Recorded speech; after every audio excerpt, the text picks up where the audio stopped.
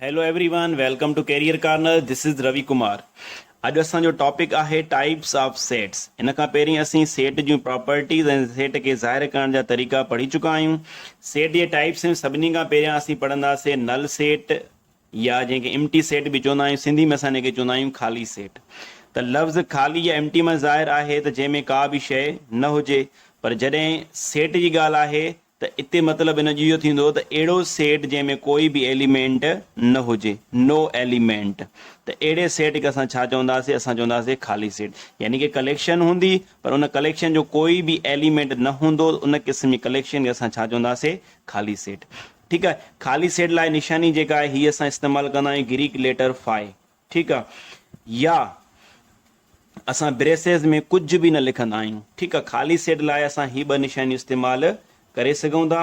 या त सिर्फ़ु फाइ लिखो, या त ब्रेसिस में कुझु बि न लिखो। पर जेकॾहिं असां फाइ बि ॾियूं था ऐं ब्रैकेट बि ॾियूं था त इहो असांजो नल सेट नाहे। ऐं हिन सेट जो हिकिड़ो एलिमेंट आहे, केरु आहे? उहो फाइ आहे। ठीकु आहे। इहो थी वेंदो सिंगल्टन सेट, जंहिंजो हिकिड़ो एलिमेंट हुजे। ठीकु आहे। नल सेट उहो हूंदो आहे जंहिंजो कोई एलिमेंट न हुजे। ठीकु आहे। ऐं जेकॾहिं असां ज़ीरो लिखूं था, ठीकु आहे, ऐं ज़ीरो हिते जेको आहे इहो हिकिड़ो एलिमेंट आहे, त जेकॾहिं सेट में फाइ लिखियलु आहे या ज़ीरो लिखियलु आहे, इहे ॿई नल सेट न थींदा। वैसे त ज़ीरो जो मतिलबु आहे नथिंग, यानी कुझु बि न, पर इते ज़ीरो बतौर हिकु एलिमेंट आहे। ठीकु आहे। त हे जेके ॿ मां सेट लिखिया आहिनि, इहे ॿई सेट जेके आहिनि नल सेट न आहिनि। ठीकु आहे। कॾहिं बि हिन ॿिनि सेट्स खे नल सेट तौरु ज़ाहिर न कजो। नल सेट जी निशानी या त सिर्फ़ु फाइ लिखो या ब्रेसिस में कुझु बि न लिखो। ठीकु आहे। उन खां बाद नल सेट जी एग्ज़ाम्पल्स ॾिसो। चए थो the set of natural numbers between 9 and 10। 9 ऐं 10 जे विच में नेचुरल नंबर। त 9 ऐं 10 जे विच में कोई नेचुरल नंबर न आहे, छो त 9 खां बाद में सिधो 10 अचे थो पियो। ठीकु आहे। जेकॾहिं असां हिते ॻाल्हि कयूं आहे त set of numbers between 9 and 10, त नंबर्स यानी कि कहिड़ो बि नंबर थी सघे थो, रियल थी सघे थो, रेशनल थी सघे थो, इरेशनल थी सघे थो, कॉम्प्लेक्स थी सघे थो।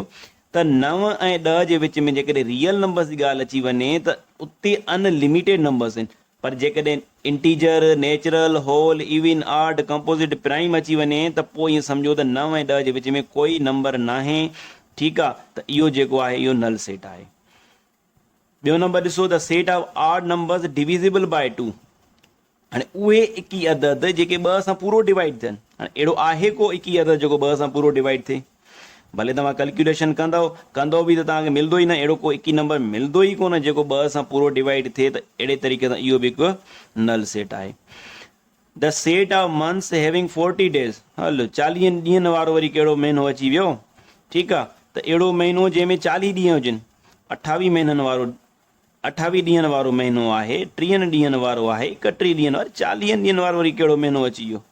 अहिड़ो कोई बि महीनो न आहे। भले तव्हां जनवरी खां दिसंबर ते ॾिसो, तव्हांखे अहिड़ो कोई महीनो नज़र न ईंदो।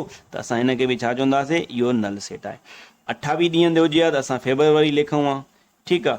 31 हुजे हा त जेके 31 महीने वारा आहिनि, ठीकु आहे, जनवरी या मार्च आहे। ठीकु आहे। उन खां बाद में ॾिसो, या त असांखे सेट बिल्डर नोटेशन में बि ॾेई सघनि था सेट नल सेट जो एग्ज़ाम्पल। ठीकु आहे। चए थो x such that x is a vowel letter in the word rhythm. चए थो लफ़्ज़ रिदम में वावेल अखरनि जो सेट। हाणे लफ़्ज़ रिदम में ॾिसो कोई वावेल अखर नज़र अचे थो? हा। उन खां अलावा ॿी ॻाल्हि बि यादि रखो त लफ़्ज़ रिदम जेको आहे वॾे में वॾो लफ़्ज़ आहे जंहिंमें कोई वावेल लेटर न आहे। ॿिया लफ़्ज़ आहिनि, किराए आहे, माए आहे। ठीकु आहे। त इहे नंढा आहिनि। वॾे में वॾो जेको आहे रिदम लफ़्ज़ आहे जंहिंमें कोई वावेल लेटर न आहे। ठीकु आहे। त हिते असां ॾिसंदा त असांखे कोई वावेल लेटर नथो नज़र अचे, त असां हिनखे बि चवंदासीं इहो नल सेट आहे। ठीकु आहे। नल सेट में कोई बि एलिमेंट न आहे हूंदो। जेकॾहिं असां चऊं 6 क्लास जे शागिर्दनि जो सेट जंहिंजी उमिरि 30 साल आहे। हाणे 30 सालनि खां 6 क्लास में वरी काॾों अची विया? या मां जेकॾहिं चवां असांजे स्कूल जी फीमेल टीचर्स जो सेट। हा, जेकॾहिं मुंहिंजे स्कूल में फीमेल टीचर्स न आहिनि त इहो सेट नल सेट थींदो। ठीकु आहे। पर जंहिं स्कूल में फीमेल टीचर्स आहिनि उते त नल न थींदो। ठीकु आहे। हिते सिर्फ़ु मां ॻाल्हि कई आहे पंहिंजे स्कूल जी। त असांजे स्कूल जे फीमेल टीचर्स जो सेट, जेकॾहिं फीमेल टीचर न आहिनि त इहो नल सेट थींदो। जेकॾहिं मां चवां त अहिड़नि कुतनि जो सेट जंहिंजूं 15 अखियूं हुजनि। हाणे 15 अखियुनि वारा कुता काॾों अची विया? ठीकु आहे। त माना जंहिं कलेक्शन जो कोई एलिमेंट नथो बीहे उनखे तव्हां सम्झो त इहो नल सेट आहे। उन खां बाद असीं पढ़ंदासीं फाइनाइट एंड इन्फिनिट सेट। ठीकु आहे। हाणे फाइनाइट सेट उहो हूंदो आहे जंहिंमें लिमिटेड एलिमेंट्स हुजनि, ठीकु आहे, लिमिटेड नंबर ऑफ एलिमेंट्स, मतिलबु एतिरा एलिमेंट्स जेके पाण काउंट करे सघूं, ठीकु आहे, त उन खे असां चवंदा आहियूं फाइनाइट सेट। ॾिसो एग्ज़ाम्पल ए में 1 2 3, ठीकु आहे, हाणे हिते विच में जेके खाना छॾिया आहिनि मां, ठीकु आहे, डैश डैश ॾिनो आहे, त इट मीन्स त पहिरियां 3 असां नंबर ॾिठासीं, ठीकु आहे, त इन में असां अंदाज़ो लॻायो त इहे नेचुरल नंबर्स हलंदा पिया, ठीकु आहे, यानी कि नेचुरल नंबर केसी ताईं 1000 ताईं, माना 1000 ताईं नेचुरल नंबर पाण काउंट करे सघूं था, इहे लिमिटेड आहिनि, ठीकु आहे, त हिनखे असां चवंदासीं फाइनाइट सेट, ठीकु आहे। ऐं उनखां अलावा ॾिसो बी में ॾिसो 2 खां 12 ताईं इवन नंबर्स आहिनि, इहे बि लिमिटेड आहिनि, त इनखे बि असां चवंदासीं फाइनाइट सेट, ठीकु आहे। या the set of months of a year, ठीकु आहे, साल जा महीना, हाणे साल जा महीना केतिरा थींदा आहिनि, 12 थींदा आहिनि, जनवरी खां वेंदे दिसंबर ताईं, त इहे बि जेके आहिनि काउंटेबल आहिनि, लिमिटेड आहिनि, असां हिनखे काउंट करे सघूं था, त इहो बि जेको आहिनि फाइनाइट सेट आहिनि, ठीकु आहे। उनखां बाद ॾिसो इन्फिनिट सेट। हाणे इन्फिनिट सेट उहो हूंदो आहे जंहिंमें एलिमेंट्स जेके हूंदा आहिनि उहे अनलिमिटेड हूंदा आहिनि, अनलिमिटेड एलिमेंट्स, छो त एलिमेंट्स जे तादाद ते काई पाबंदी न आहे, पाण केतिरा एलिमेंट्स लिखी सघूं था, ठीकु आहे। हाणे सेट ए ॾिसो ऑल नेचुरल नंबर्स, त सभु नेचुरल नंबर्स अची विया, ठीकु आहे, हिते ॾिसो लिमिट न आहे, त इहे किथे पूरा थियनि था पिया, ठीकु आहे, माना इहे इन्फिनाइट आहिनि, ठीकु आहे, त इन सेट खे असां छा चवंदासीं, इन्फिनाइट सेट। उनखां बाद ॾिसो x such that x is a prime number, is a prime number, यानी कि हिते लेस देन और इक्वल टू वग़ैरह न आहे लिखियल, त किथां शुरू थियंदा किथे ख़तमु थियंदा, हिते जेको स्टेटमेंट आहे हिन में इहा ॻाल्हि आहे त जेके ई प्राइम नंबर्स आहिनि, त जेके प्राइम नंबर्स आहिनि उहे अनलिमिटेड आहिनि, ठीकु आहे, त अहिड़े तरीक़े हीअ बि छा थी वियो असांजो इन्फिनिट सेट थी वियो। सी ॾिसो x such that x belongs to R, हाणे हिते हिन सां तालुक़ु रखे थी कंहिंसां, रियल नंबर सां, एंड जेको एक्स वैल्यू आहे उहो 2 ऐं 3 जे विच वारो आहे, ठीकु आहे, 2 ऐं 3 जे विच में, कल्ह तव्हांखे स्टेटमेंट पढ़ाई न, जॾहिं लेस देन 2 दफ़ा यूज़ थियल आहे, त हिन जो मतिलबु आहे बिटवीन।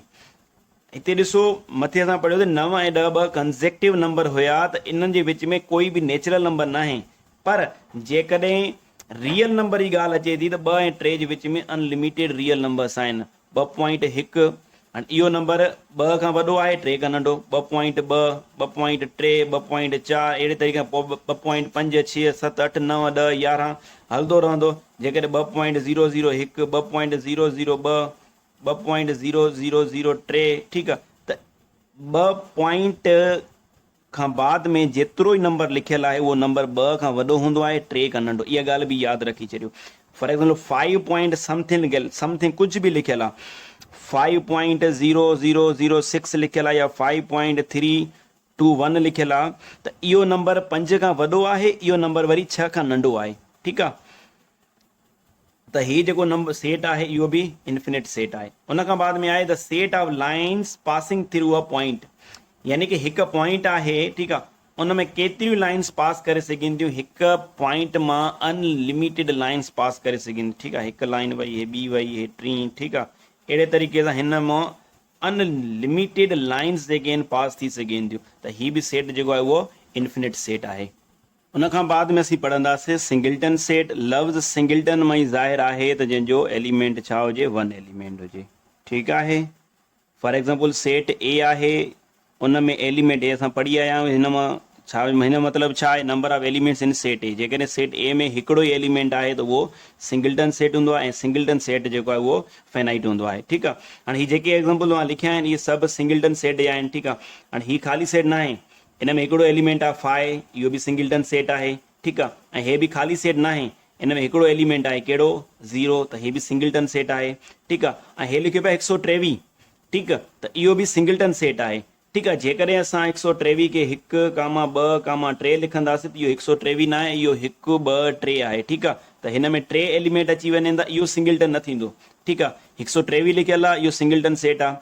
हाणे जेकॾहिं सिर्फ़ु लफ़्ज़ जून लिखियलु आहे त इहो लफ़्ज़ जून जेको आहे हिकिड़ो ई लफ़्ज़ आहे, इहो लफ़्ज़ जून ख़ुदि पाण हिकिड़ो ई एलिमेंट आहे, ठीकु आहे, त इहो बि सिंगल्टन सेट आहे। पर जेकॾहिं हिनखे असां लिखूं J, U, N, E, ठीकु आहे, हाणे हिते थी विया 4 एलिमेंट्स, हाणे सिंगल्टन न रहियो। हाणे हिते जेकॾहिं असां केरु पुछे त U हिन सेट एलिमेंट आहे, असां चवंदासीं बिल्कुलु आहे, J हिन सेट एलिमेंट आहे, असां चवंदासीं बिल्कुलु आहे। पर इते जेकॾहिं असांखां केरु पुछे त छा जे यू या एन या ई हिन सेट एलिमेंट आहिनि, असां चवंदासीं न, बिल्कुलु ई न, छो त हिन सेट जो हिकिड़ो ई एलिमेंट आहे जून पाण, जेको लफ़्ज़ जून आहे उहो हिन सेट जो एलिमेंट आहे, हिकिड़ो ई एलिमेंट आहे, इन खे असां चवंदासीं सिंगल्टन सेट। ठीकु आहे।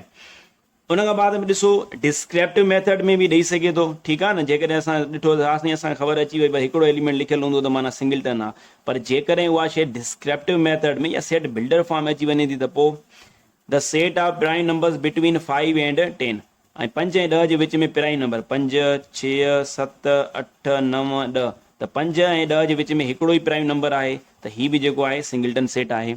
उन खां बाद ॾिसो x such that x is a vowel letter in word book, लफ़्ज़ बुक में वावेल अखरनि जो सेट। ठीकु आहे। हाणे जेकॾहिं असां चऊं त उहो 2 दफ़ा अचे त 2 दफ़ा लिखूं, छो त सेट में कोई एलिमेंट असां 2 दफ़ा त नथा लिखी सघूं। ठीकु आहे। त हिकिड़ो ई वावेल लेटर अचे थो न, केरु ओ अचे थो, त इहो बि केरु थी वियो, इहो बि सिंगल्टन सेट थी वियो। उन खां बाद में पढ़ंदासीं इक्वेलेंट सेट्स। इक्वेलेंट सेट्स खे सिंधी में असां चवंदा आहियूं